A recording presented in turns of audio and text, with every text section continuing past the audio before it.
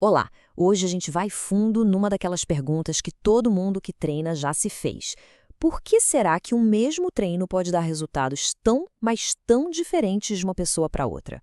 Para entender esse mistério, vamos direto na fonte. O que a ciência tem a dizer sobre isso? É uma situação clássica, né? A gente se dedica, segue o plano direitinho, mas parece que os resultados não são iguais para todo mundo.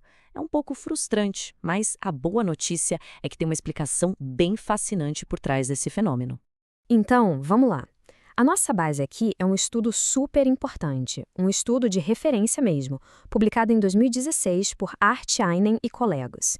Ele que vai servir de guia para a gente entender o mapa completo dessa variação toda nos resultados.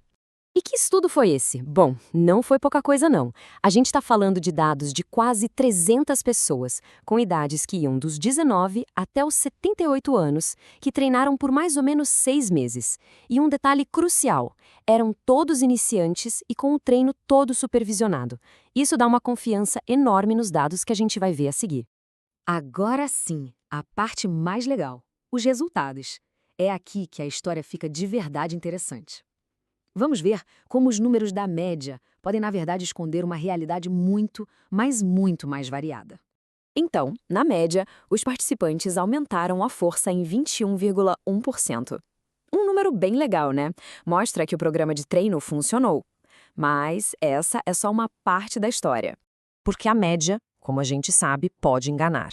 Quando olhamos para a distribuição de verdade dos resultados, o cenário muda completamente. Numa ponta, algumas pessoas chegaram a perder 8% de força. É isso mesmo, perder. Já na outra ponta, um grupo teve um ganho espetacular de 60%. Fica óbvio que aquela média de 21% não representa bem a experiência da maioria, né? Certo. E o ganho de massa muscular, a famosa hipertrofia. Bom, aqui a média de aumento foi de 4,8%.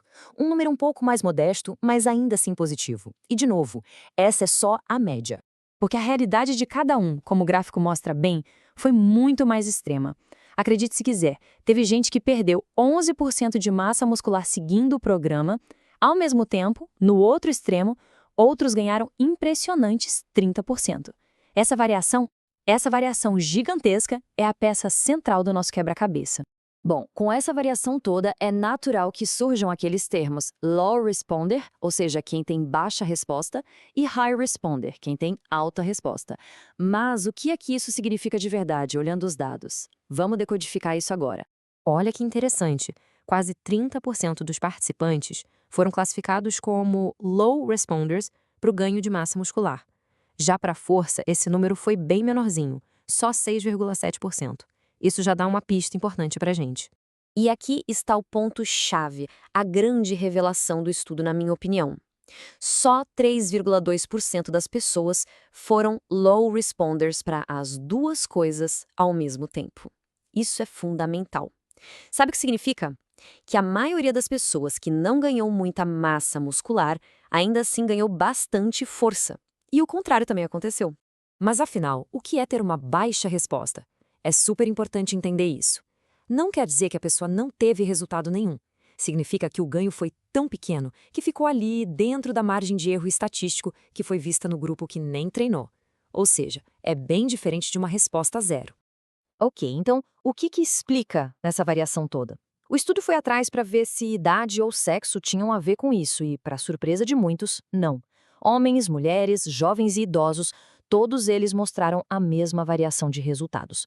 Isso aponta para algo mais profundo, a nossa biologia individual, a forma única como cada corpo vai reagir exatamente a um mesmo estímulo. Certo. Com toda essa ciência em mãos, a pergunta que fica é: e agora? O que a gente faz com isso? Como usar esse conhecimento para otimizar o nosso próprio treino? Vamos transformar essa variação em ação. As lições práticas, então, são bem claras. Primeiro, essa variação toda é a regra, não a exceção. Segundo, ter uma baixa resposta a um programa não é uma sentença de genética ruim. É só um sinal de que aquele estímulo específico pode não ser o melhor para aquele corpo naquele momento. E claro, nem idade nem sexo servem como desculpa para a falta de progresso. Então, o caminho a seguir é um ciclo inteligente. O primeiro passo é monitorar o progresso de um jeito objetivo. Se os ganhos pararem, é o sinal para fazer uma mudança estratégica. A dica é ajustar uma variável de cada vez. Pode ser o volume, a intensidade ou a frequência. Depois é reavaliar os resultados e adaptar de novo. O segredo é esse ciclo: testar, medir e individualizar. No fim das contas, a média é só um ponto de partida. Ela não é um destino. Cada corpo conta uma história única.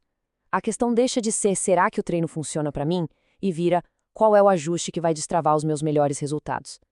Com isso em mente, fica a reflexão. Se a média não define ninguém, qual vai ser o próximo ajuste inteligente a ser feito no plano de treino?